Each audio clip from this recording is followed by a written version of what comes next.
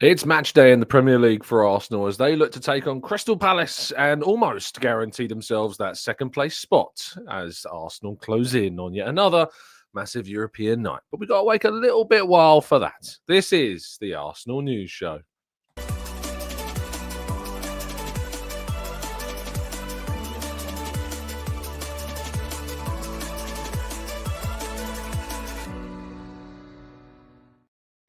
Hello and welcome to the Gooner Talk, back again with you guys and girls for another episode of what is the Arsenal News Show. Joining you every single morning at 8 a.m. kind of UK time. Might be the latest I've started an 8 a.m. show. As many of you know, we've got work going on in the house, and it's sometimes just stuff happens. But good morning to you all. Thank you so much for tuning in. It is greatly appreciated, and thank you for your patience as well. Thank you for all of you tuning in. And to everybody, of course, that is in the chat. It's weird. I feel like this. I feel weird about this because we're talking about a Premier League game today. There usually is this excitement, around Arsenal matches that we've waited so long for a game to come around, and when it does, it's that same energy is just not there. But that's kind of how the Premier League feels to us right now, isn't it? That's kind of how the Premier League is for Arsenal right now. Is that even though it's match day, there's not that same sense of passion, excitement. And that's because Arsenal's Premier League season is kind of petering out. And obviously there's the huge distractions of the Champions League as well, which is a good thing. If anything, you want to be not having that same level of enthusiasm for the league, you want to be the reason for that is because, well, the Champions League is taken over. But still, we're going to talk about the game against Palace. We're going to talk about Mikel Arteta's press conference. We're going to take some questions from you guys and girls in the chat box, of course, as well. Good morning to those joining us in the chat box. Stevie, Roy, Panrasta. We've got James and Stephen and C, as in Chris. Amira, Martin, Rowan, Shari, Mr. Ree, Carl, Knowledge, Aiden, Matt G. We've got Brian. We've got Black Shine. We've got Natty, Tom and Tom.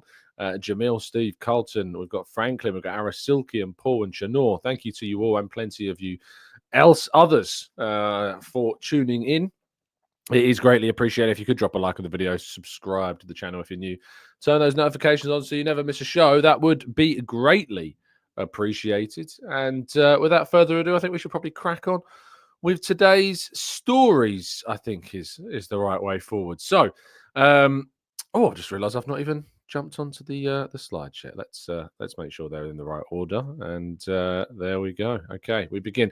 It is, I'm going to be honest with you, the bulk of this, if not all of this, is Mikel Arteta's press conference, of course, which did take place yesterday. I was, in the rare occasion of unable to be at the press conference. I had other duties to attend to, which I'll be able to talk about next week, but won't be talking about until then. But yes, I was unable to be there, but it seems like it was a pretty good presser, to be fair, that we missed out on, but plenty of information surrounding team news. We'll start with the Italians.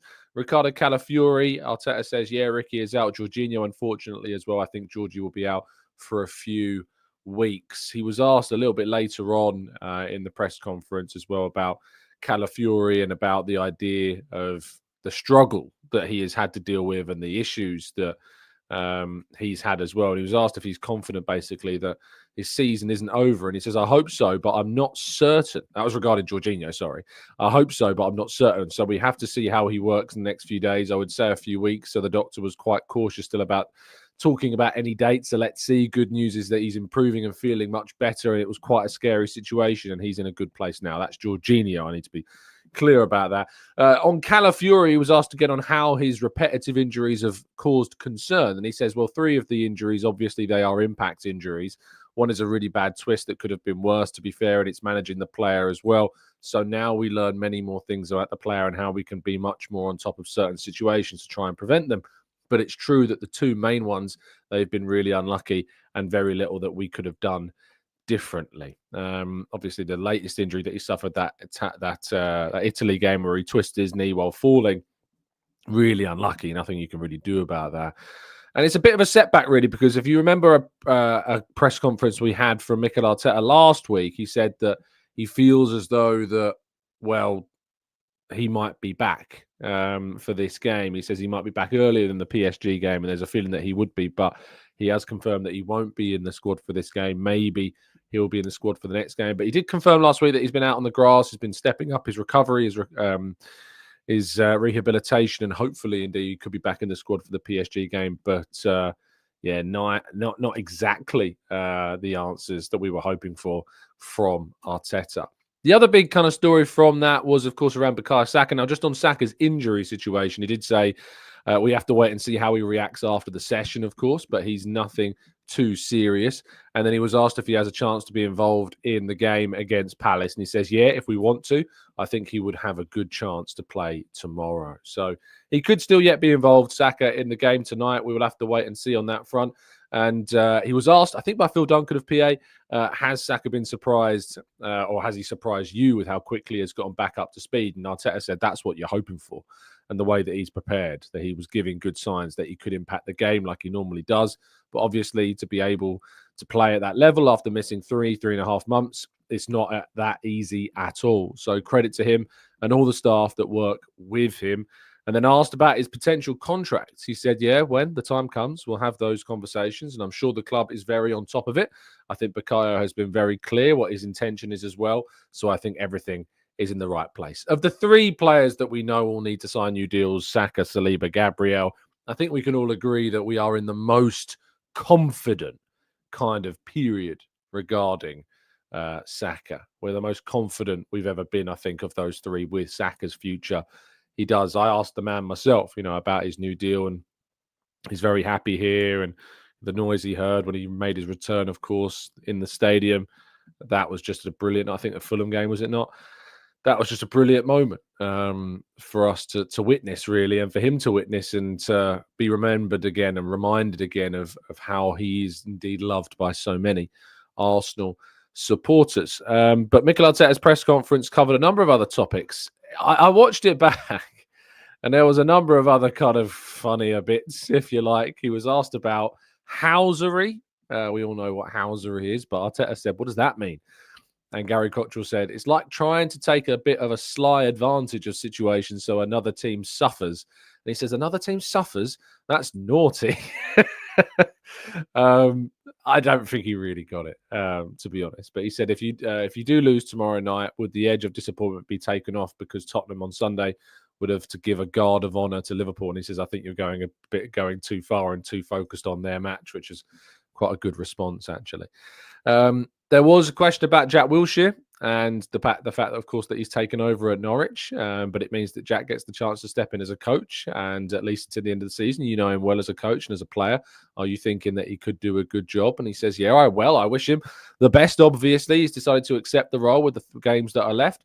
The same with Aaron Ramsey as well. He's very well aware of this. This is very, very good to see some ex-teammates taking important roles in management. So wishing the best of both of them. Of course, it means that Wilshere and Ramsey will be playing against one another as managers on the final day of the championship season as Norwich and Cardiff City face off. So really excited to see that. It adds quite a nice element, I think, to the game as well. Scrolling down a little bit more through the press conference about the PSG game, he said the question was, you have a big game against PSG and we saw Saka get kicked on Sunday. Is there a temptation to wrap the players that you need in cotton wool for those games? And Arteta says we cannot think in those terms. I think when the players are fit and they are available and they want to play, they have to play. And they are at their best when they are playing and they have consistency in their performances. And physically, they are good. Emotionally, they are good. Their understanding and their rhythm and then the way they make decisions is at their best, and that's what we need. If they are not available, there's no discussion, and they are not in good condition to perform. We're not going to play them, but if they are, we are going to play them.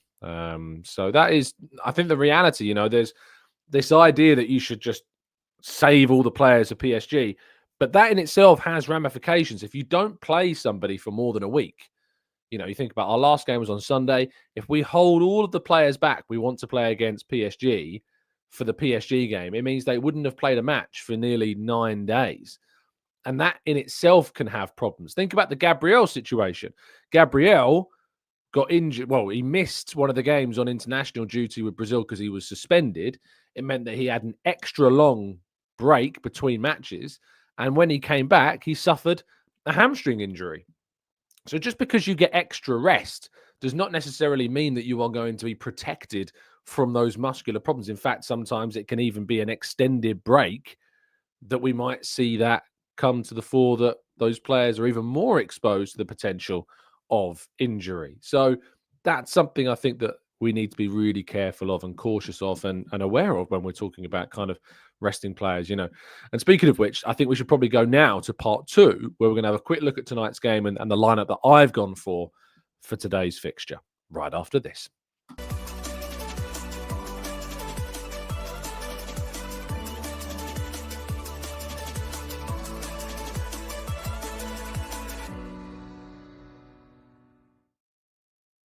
You know, I thought I'd added the slides to this. There we go. Okay, there we are. Lovely stuff. I was sitting there thinking, where's the slide gone? It's just a white screen, but no, I have added it now. It is in there. You can see it. So this is my team that I would like Arsenal to go for tonight. It is strong, as you can see. It does rest a couple of players, some other key players. But mainly it is the kind of full strength side. There's only a few players I've taken out. The two players that I have taken out are Saka and Declan Rice. I've given them both rests after they played on Sunday, but I would bring them in at a later point in the game. And Partey, of course, is suspended for that, but can come in and give Rice some rest, and Rice can play some minutes later on in the match. Perhaps Merino drops still into that midfield. I think we need to give Trossard the absolute maximum exposure as we can for this game. Timber, of course, fully rested from the weekend, didn't play a single minute against Ipswich. He comes in. Miles Lewis-Skelly did come off the bench later on in the game, but I'm starting him at left back in this one. Ødegaard, of course, still there. I would have maybe dropped him out if I didn't need to use Waneri on that right-hand side. You could say that you could use Sterling there, but I think Ødegaard still is important to give him those important minutes, and you can bring him off later on. And Martinelli's in really good form, and I kind of want to keep that momentum going, if you like, for Martinelli. He's really hit form at a really important time, I think, for Arsenal. The one that I did toy with was taking Saliba out for Ben White, and allowing Ben White and Timber to play on that right-hand side. Potentially that could happen later on in the game if you want to give Saliba some rest. But it's a really odd game, this, against Palace, because both teams, their next games are semi-finals. Palace, of course, taking on Aston Villa in the FA Cup semi-final, while Arsenal, of course, have got PSG in the Champions League semi-final. So I think there is going to be a strange dynamic about this game. Players not wanting to get injured, players being rotated, players wanting to play, of course, and show why they should be in the starting lineup for the FA Cup final, for the FA Cup semi-final, and for the Champions League game. But I think there's going to be a strange dynamic on this game. So let's see if indeed that turns out to be the case moving forwards. Right, let's go to part three. And actually, no, before we go to part three, I need to get some of your predictions. So this is the time to have those predictions. So if you get your score lines into the chat box, from a personal point of view, I think this should be an all right game for Arsenal. I'm going to go with a 3-0 Arsenal victory in this game.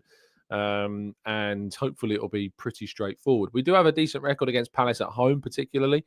And it's a good chance again to see some of the best attacking options that we've got. 3-0 says Knowledge, again agreeing with me. Kazang says 3, but 1 for Palace. Mohammed says 4-0. Paul says 1-0. Ambali says another 4-0 game. Chris says 4-1. Hudu Gooner says 3-1. Raj says 2-0. Aiden says 3-0. Alan says 3-1. Paul's going for a 2-1. Patrick says 5-2. And Chris says 4-1. Pablo says 5-0. Love that optimism. Sean says 4-0. Arthur says 2-1. Black Shine says 3-1. Christian says 3-0 as well. Who are the officials, says Stephen? Good question. Arsenal, Premier League. Let's have a quick look, shall we? Shall we see who the official is for this game? Can we check the Premier League? It should be on. I think it should be on the website. Arsenal, Palace. Who is the referee? It's not showing me. It's a shame. I feel like we should know. Let's go on Twitter. Arsenal, referee, Palace. Is it going to tell us who the referee for the game is? Michael Salisbury is who it's coming up and saying. Michael Salisbury has been appointed. Shall we have a quick look at his record for Arsenal games? Michael Salisbury. Can't say I'm too well aware of his record by club. Here we go. Michael Salisbury. He seems to be mainly a lower league referee, being given an opportunity to referee a Premier League game. He's refereed Gillingham. Getting some getting some real deep dives here. Competition, Premier League. Has he refereed a Premier League team, Arsenal? Once. He has refereed us once before. And in that game, Arsenal beat Bournemouth 4-0 in September of 2023. So there you go. Only one game he's refereed before for Arsenal. If you wanted to know who the other officials are, VAR is Alex Chilowitz, who, again, someone I cannot say I know too much about in terms of their officiating of Arsenal. If they've just been on VAR, it doesn't even have a page on Transfer Marks. I can't even check that. But maybe this is a good thing. Of course, the last time he was in charge, Arsenal won 4-0. It's new bloods, maybe some Premier League matches. Maybe it's a good opportunity to give them a chance. So let's wait and see what happens on that front. Well, let's go to part 3 of today's show. Your questions and more right after this.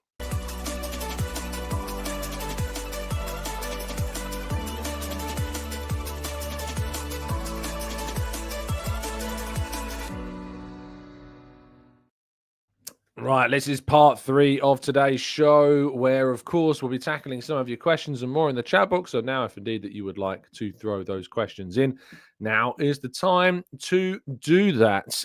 Let's scroll up a little bit. And Matthew says, has Michael Oliver officiated an Arsenal game since the wrongful sending off against Miles Lewis-Skelly in the Wolves match? So have a quick look. Michael Oliver, Arsenal matches. Referee by record by club. Michael Oliver. He is 62 games he's officiated of Arsenal. The last game he officiated was indeed that Wolves match. That's quite telling. That is quite telling. That is quite interesting, isn't it? I wonder if he'll referee another game for Arsenal this season. But that's a really good question, Matthew, and it's quite interesting, isn't it, that he's not officiated a single Arsenal game since that point. That is, yeah, maybe there was something that went on. I don't know. Chris says, did you see Gyökeres' goal? I was out last night, so I wasn't across really anything that went down yesterday evening. Shall I have a quick look on Gyökeres' goal? Did he play last night? Sporting CP fixtures. There's a lot of Googling I'm doing this show today. Matches. What was the last match they played? Yesterday. Sporting against Rio Ave. Victor Gyökeres scored last night. Can we get a view of his goal? At the moment, no. It's the answer. Nothing's coming up right now. Oh, here we go. Gyökeres with a score for Sporting. Here we go. Cross on the left-hand side into the box. Little chip. Nothing really comes of that. Rio Ave tried to clear. Don't clear very well. And Gyökeres just with the finish. It's a rebound, and he's just there, right place, right time. He is one of those strikers who is something of like he knows where to be at the right time. He knows where to be, where the ball's going to fall. He's always in and around waiting for a ball to drop, and used to pretty much is pretty clinical when it comes to finishing those opportunities when they come around. So now I have seen Gyökeres' goal last night. Christian says, great show, Tom. Thanks, mate. Are you worried about us losing out on the top 5? What are your predictions on the top 5? I don't think so, mate. I don't think there's even a percentage chance that Arsenal don't get into the top 5. There was a graphic put out yesterday by Sky on the percentages of teams getting top 5 in the remaining kind of 3 spots that are left. And Arsenal aren't even involved in it because they're given a 100% chance by the prediction model. Manchester City have a 95.1% chance of getting top 5. Then Nottingham Forest with 80%. Then Newcastle with 77.6%. Chelsea are down with 29.7%. If Chelsea don't get Champions League football this season, that is a horrible season for Chelsea. Horrible. Aston Villa on 17.3% to get top 5. But they could yet get a FA Cup trophy still this season. Let's go to Ernest, who says, who would you rather sell, Zinchenko or Tierney? Well, Tierney's going to leave at the end of the season on a free, so I don't really have much of a choice, Ernest. I think that Zinchenko is more useful for Arsenal, to be honest. I think, stylistically, he suits Arteta's style a lot more. I was really impressed with his performance, actually, at the weekend against Ipswich. Tierney is good for those moments where you kind of want to chuck on more of an offensive-minded fullback, for those kind of moments where maybe you're drawing or you need a goal and you can get him onto the pitch and start pinging balls into the box. But outside of that, you're not in this Arsenal team. He doesn't have much of a usage, really. Amira says, what was the last 5 things you Googled before the show? Probably, goodness me, you're making me go through my internet history on the show. So it was a confirmation of a birthday present for my dad. It was his birthday. Nampali's Mendy, who, of course, the reason I was Googling it, did you see that Will Steele was on Sky the other day? Well, I was looking at his Lens side. I didn't even know he was at Lens now, to be honest. But I was looking through that Lens team that he has, and I was like, they had a player called N. Mendy, and I was like, is that Nampali's Mendy? So I clicked on his name, and it was Nampali's Mendy. The other one was Chelsea, because I was just looking at how bad their form was, as I was talking to a friend of mine about what fixtures they have left and how likely they were to finish the season in the top 5. The UEFA Cup Winners' Cup and PSG are the last 5. So a present for my dad, Nampali's Mendy, Chelsea, the UEFA Cup Winners' Cup, and PSG. They are the last 5 Googles that I have on my system. But thank you so much for asking me to divulge my internet history, Amira, on the channel. But we've done a lot more since then, of course, as well. But yeah, it's RC Lens, it's a very interesting kind of scenario for Lens this season, because they find themselves out of European contention. Really, they're currently 8th in Liga, and they're well off the pace. I mean, they're 10 points off the Champions League, 9 points off the Champions League qualification spots. So, yeah, very interesting scenario for Will Steele, who's still managing in France after leaving Stade Rennes, where, of course, he did have Folarin Balogun, who has now since gone, of course, to Monaco. How is Folarin Balogun doing? I feel like we need a Folarin Balogun update. Lots of Googling this morning. This season, he's only played 11 times for Monaco, scoring 3 goals, 3 times in the Champions League as well. Didn't score in any of those games. But doesn't seem like Arsenal made too bad of a choice, does it, when it comes to that quite significant sale we made of Balogun? He has had a major shoulder injury. He's only come back for the last 4 Liga matches. But you have to say that deal that Arsenal managed to get for him turned out to be an absolute banger. I think more than £30 million, serious sell-on clause, happy days. Mika Biereth, though, however, who has, of course, certainly started out life in Monaco very well. He got 3 hat-tricks in 10 games for Monaco. Let's have a look at how he's been getting on lately. Since those 3 hat-tricks, he hasn't scored in his last 3 starts, but he did get 2 goals in his last 5 starts for them. But it was those 3 hat-tricks that see him currently sit on 12 Liga goals in 13 Liga matches with 2 assists so far this season. He's been doing very well, Mika Biereth, but maybe has trailed off a little, but I'm sure we'll find some form again in the near future. Kazang says, what are doing this season if Arsenal win the Champions League? Last season it was Sing Waka Waka wearing the high-vis yellow kit. What should I do?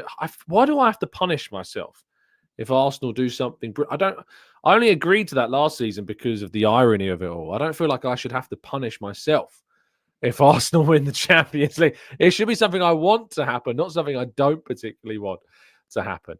Mr. Houston says, Tom, do you think Gyökeres could outscore his countryman Isak in the Premier League? I mean, do I think? I probably not in his first season.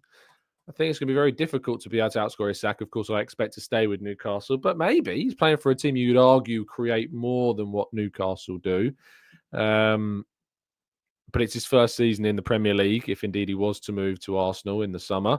So there's a potential he might do it later on, but maybe not in his first season. I guess we'd have to wait and see. I don't know is the answer. I haven't got a clue.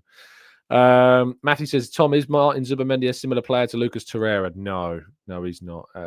Torreira was not a Pavotti. Like, Torreira is your tenacious run around. The player, he's nowhere near as good, but the player I compared Torreira more to was more N'Golo Kante than a player like a Partey, or not. Partey is like Zubi. They're different players, but they're also different players to Torreira. So no, I wouldn't have described him, Matthew, as like Lucas Torreira. He's he's your distributor. You know, he's more of a passer. He's not a tenacious tackler.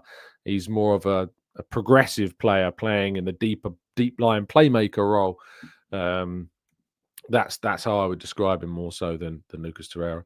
Maximus says, I think Michael Oliver is just a poor referee overall. I remember it needed VAR intervention to confirm the sending off of the Millwall goalkeeper after he kicked Mateta in the head.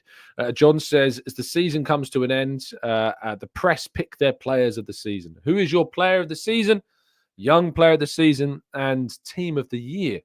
Who is my player of the season? It's probably going to be Mohamed Salah, right? Like, I don't really know how you could get away from Mohamed Salah being the player of the season in the Premier League. It's got to be Mohamed Salah. He's carried Liverpool to the title. Young player of the season, I think, has got to be Miles Lewis-Skelly. I'm trying to think any other club, really. Who other than Miles Lewis-Skelly could it be? Premier League, title race, inclusion, England senior debut and goal. Now in the Champions League semi-finals, having started both games against Real Madrid. It's got to be Miles Lewis-Skelly. It has to be Miles Lewis-Skelly.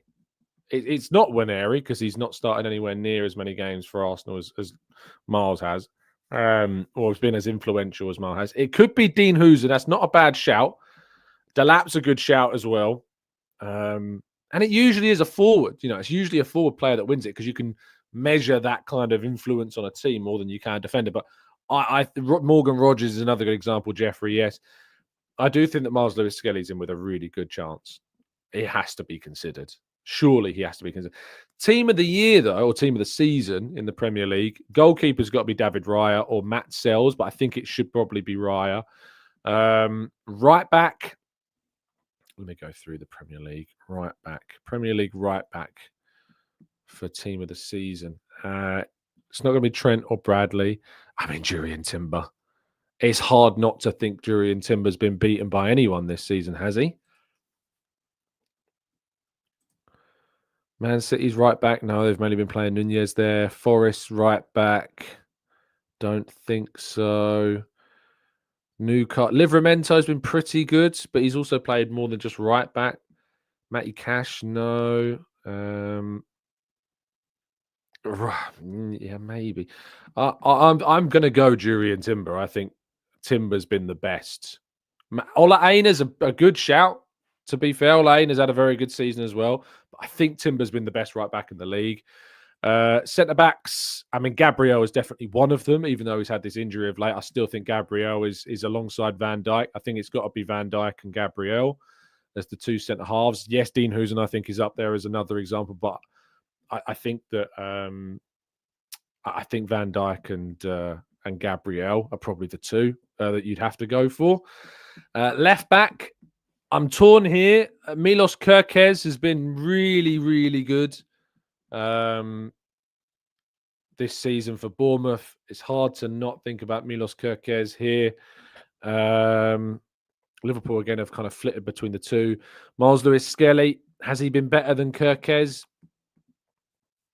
I mean, he came in later on in the campaign, whereas Kerkez has kind of like gone through the whole season, I guess, you could argue. Lewis says MLS is top of the league for ground duels, 1 per 90. Crazy. Robinson's been very good for Fulham as well this season. Very, very good at left back. I'm going to go Kerkez, I think. Gvardiol, maybe, but I'm going to go Kerkez as my left back this season. I think Kerkez probably takes it. Or Livramento. Again, I feel like I'm being really harsh on Livramento here, not getting in this squad, but I just think that Kerkez and Timber stand out a bit more for me. Into midfield. Midfield. Thomas Partey's got to be in with a shout, I think. Surely he's been Arsenal's best midfielder across the whole season, I think. So Partey is definitely, I think, in the fold.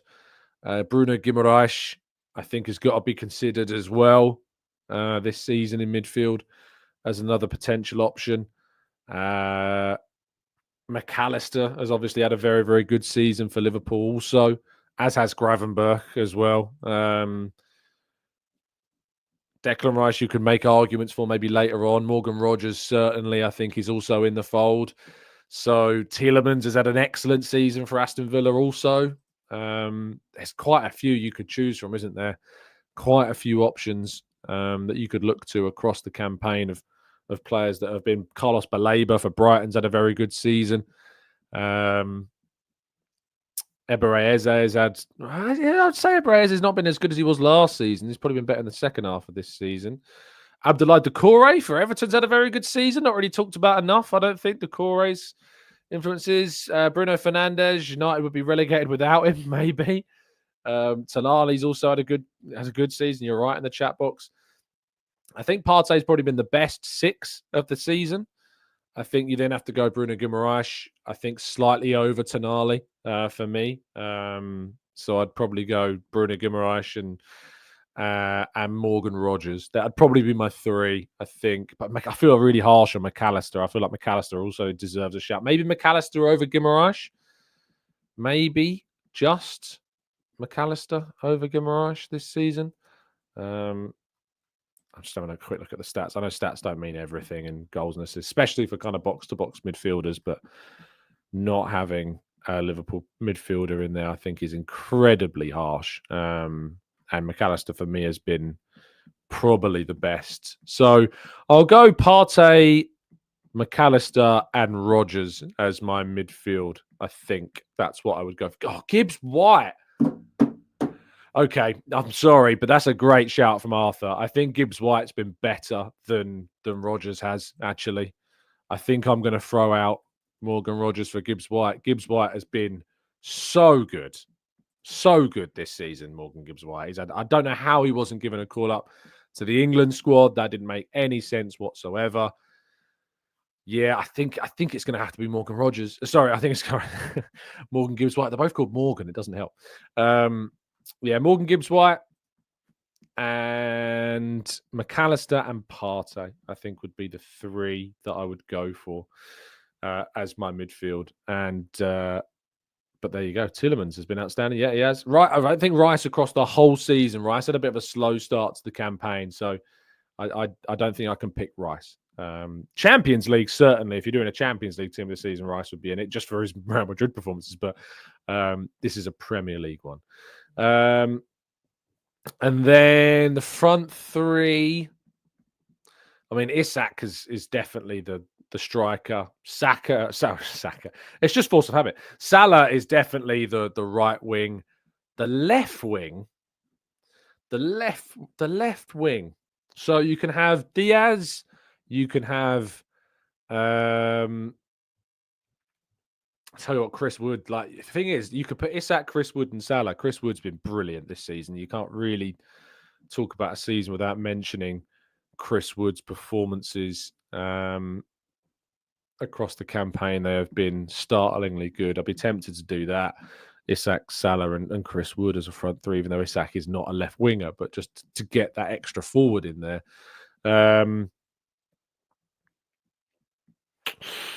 Oh, it's tough, isn't it? It's really hard. Semenyo as well. Semenyo's been great. Kluivert's been brilliant. Particularly Kluivert and Semenyo have been really good. And Buemo's a really good shout as well.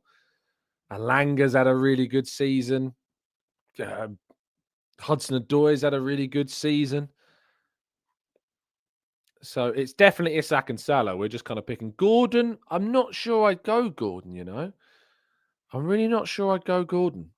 My instinct is making me go towards Patrick Kluivert, but I'd argue that Semenyo has played more on the left just from memory, just from instinct. I could be wrong, but I think Justin Kluivert's had an absolutely astonishing season, to be honest. Constantly 12 goals, 6 assists, playing for Bournemouth, you know, mainly as an attacking midfielder, though. And that's the thing, he's played mainly attacking midfield. Do I put Justin Kluivert in over Morgan Gibbs White? Is there an argument that Justin Kluivert's been better in attacking midfield than Morgan Gibbs White has been? I'm not sure. I think maybe because of how good Nottingham Forest have been, you probably put Morgan Gibbs White in there instead. Semenyo, 8 goals, 5 assists, playing all over. I mean, he's played 8 games on the left, 9 games on the right, 8 games on the right mid, 10 games at left mid. He's played all over this season as Semenyo. Matheus Cunha, it's another good shout. Cunha's had another very good season. Does he necessarily play off the left? I know he can play off the left. 14 goals, 4 assists, mainly through the middle, though, again, and mainly also as an attacking midfielder. Cunha is definitely in with a shout as well. What was the other one that we were talking about? Alanga. Have a look at Alanga's season. How mad Man United must be, eh? Sold Alanga to sign Anthony. What a decision. 6 goals, 9 assists this season for Alanga. Been very good. Wissa's had a good season. And Mbuemo's the other one.